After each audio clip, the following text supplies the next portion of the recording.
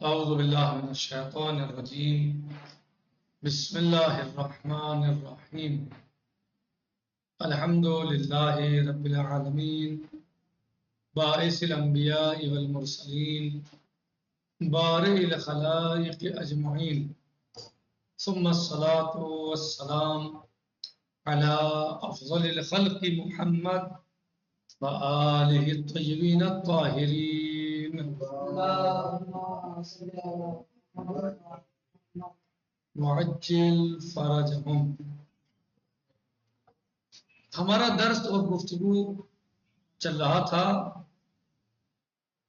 اصول عقائد میں عدل کے بارے میں،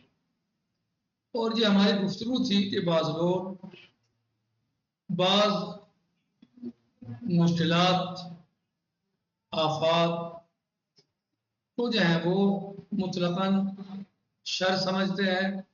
کہ بس ان میں نقصان ہی نقصان ہے، ان کا فائدہ کچھ نہیں ہے۔ حتیٰ کہ بعض لوگ اس کو عدالت پروردگار کے خلاف سمجھتے ہیں، اور بعض لوگ وجود پروردگار کے خلاف بھی سمجھتے ہیں کہ یہ سب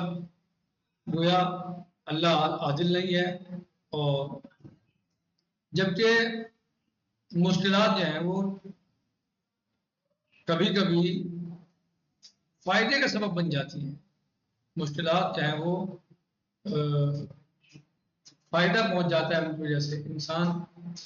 کامیابیوں کو پا لیتا ہے اور ترقی کر جاتا ہے صرف مشکلات کی وجہ سے۔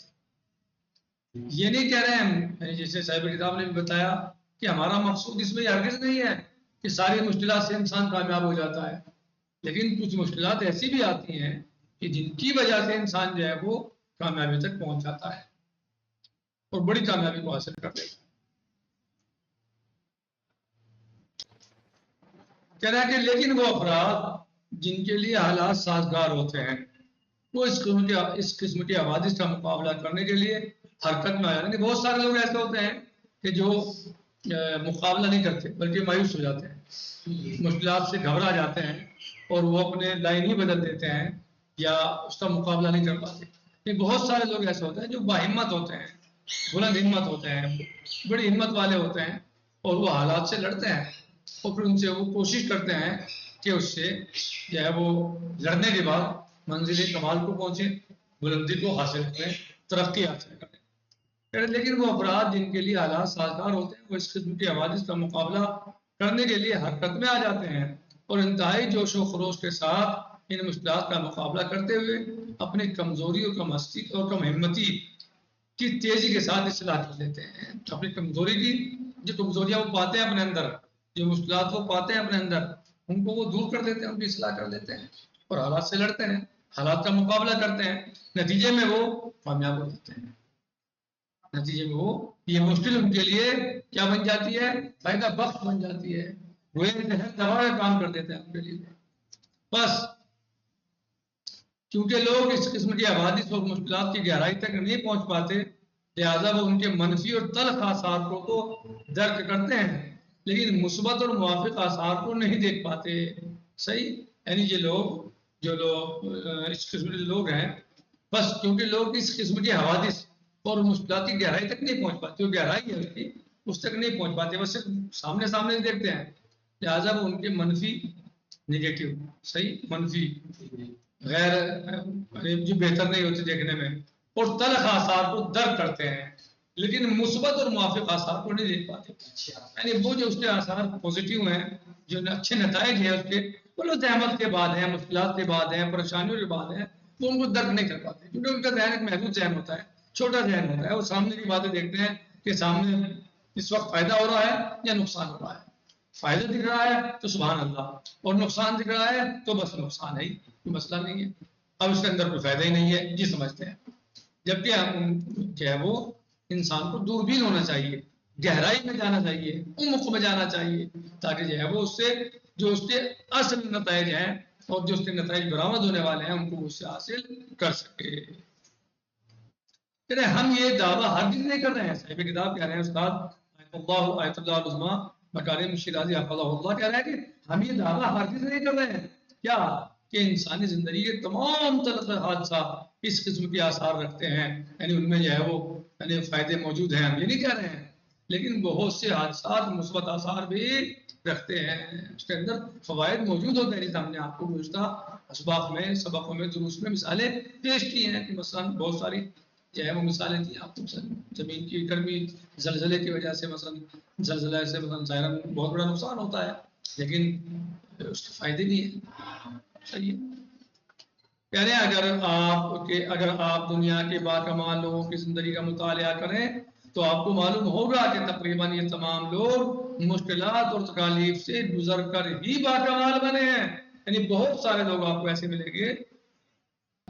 اگر آپ ان کی زندگی کا جائزہ لیں تو ان کی زندگی ایسے آرام میں نہیں گزری ہے، حلوہ کھا کے نہیں گزری ہے، بلکہ مشکلات سے دو چار ہوئے ہیں وہ لوگ اپنی زندگی میں، لیکن اس کے بعد باکمال بن گئے، پریشانیاں اٹھائی ہیں لیکن باکمال بنے ہیں بعد میں، شروع میں مشکلات اٹھائیں، ظاہراً انہیں مثلاً جو ہے وہ ظاہراً مثلاً جو ہے وہ جو ان کے لیے احترام عزت ہونا تھا وہ بھی نہیں ہوا، اور لوگوں نے ان کو ذلیل کرنے کی کوشش کی، لیکن حقیقت میں کیا تھے وہ کامیاب تھے، انہوں نے جو ہے وہ سب کو برداشت کیا اور اس کے بعد اپنے میدان میں ڈٹے رہے، اپنے کام میں ڈٹے رہے اور جو ہے نتیجے میں وہ کامیاب ہو گئے۔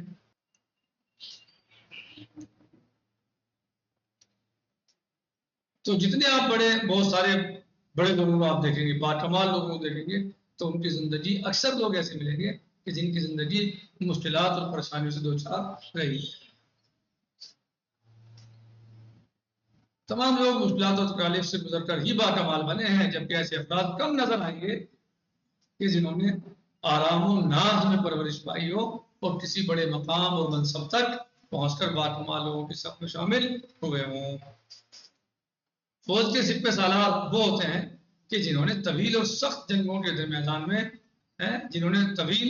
اور سخت جنگوں کے میدان دیکھے ہوں، گھر نرم گدوں پہ لیٹ کے نہیں فوج کا جنرل بنتا کہ سپہ سالار بنتا، بلکہ سپہ سالار اسے بنایا جاتا ہے جس کے پاس تجربہ ہوتا ہے، جس کے پاس تجربہ ہوتا ہے جنگ کا، تو جنگ کا تجربہ گھر میں بیٹھ کے اور میدان میں ہی ہوتا ہے۔ جی، اقتصادیات کے ماہر وہ لوگ ہوتے ہیں جو اقتصادی بحرانوں کا سامنا کر چکے ہوتے ہیں، اور بڑے سیاستداں ان لوگوں کو سمجھا جاتا ہے کہ جو مشکل اور سخت سیاسی مسائل کا سامنا کرنے میں کامیاب ہوئے ہوں، یہ وہی تو بڑے سیاسی مانے جائیں گے۔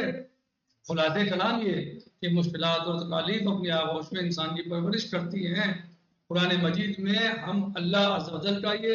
فرمان مبارک، قول مبارک پڑھتے ہیں، بسم اللہ الرحمن الرحیم، وَعَسَىٰ أَن تَكْرَهُوا شَيْئًا وَيَجْعَلَ اللَّهُ فِيهِ خَيْرًا كَثِيرًا۔ ہو سکتا ہے کہ ایک چیز تمہیں تو ناپسند ہو، تمہیں پسند نہ ہو، تمہیں وہ اچھی نہ لگے، مگر اللہ اس میں بہت سی خوبیاں پیدا کر دے۔ ہو سکتا ہے آپ کو پسند نہ ہو، اچھی نہ لگے، ظاہراً تکلیف دہ ہے، پریشانی کا باعث ہے، لیکن ہو سکتا ہے کہ اللہ اس میں بہت ساری خوبیاں پیدا کرتے، بہت ساری خوبیاں بھر دے۔ یعنی ضروری نہیں ہے جو چیز تمہارے لیے اچھی ہو، جسے تم اچھا مان رہے ہو، جسے تم بہتر مان رہے ہو اپنے لیے، وہ تمہارے لیے بہتر ہی ہو، اور جو چیز تم اچھی نہیں مان رہے ہو وہ تمہارے لیے اچھی نہ ہو، بلکہ ہو سکتا ہے کہ جس چیز کو تم پسند نہیں کر رہے ہو، اللہ عز و جل اس میں تمہارے لیے بہت سی خوبیاں پیدا کرتے۔ صحیح؟ تو لہذا مشکلات اور پریشانیاں کبھی بھی جب سامنے آتی ہیں تو انسان کو ان کا صرف اور صرف ظاہر نہ دیکھے، منظر نہ دیکھے، بلکہ پس منظر کی طرف جو ہے وہ نگاہ کرے، پس منظر پر دھیان دے، پس منظر کی طرف جو ہے اپنے عقل اور جو ہے کوشش کو مشغول کرے۔ صحیح؟ لہذا ہو سکتا ہے کہ بعض چیزیں آپ کو پریشانی کا سبب نظر آ رہی ہوں، مشکلات دکھ رہی ہوں، سخت دکھ رہی ہوں، لیکن ہو سکتا ہے کہ نتیجے میں وہی آپ کے لیے خیر بن جائیں، وہی آپ کے لیے مفید ثابت ہو جائیں۔ ایسے بہت ساری چیزیں دنیا میں دیکھی جا سکتی ہیں اور دیکھی گئی ہیں کہ جن لوگوں کی زندگیاں مشکلات سے دوچار ہوئی ہیں، وہی لوگ جو ہے وہ دنیا میں باکمال لوگ بنے ہیں، وہی لوگ جو ہیں وہ ان لوگوں نے ہی کمال حاصل کیا ہے، وہی لوگ جو ہیں وہ ترقی یافتہ رہے ہیں، اور جن لوگوں نے عیش اور آرام میں زندگی گزاری ہے، ناز و نخروں میں زندگی گزاری ہے، عام طور سے وہ لوگ زیادہ کامیاب نہیں ہو پائے ہیں، بلکہ کامیاب وہی ہوئے ہیں کہ جنہوں نے مشکلات کا مقابلہ کیا،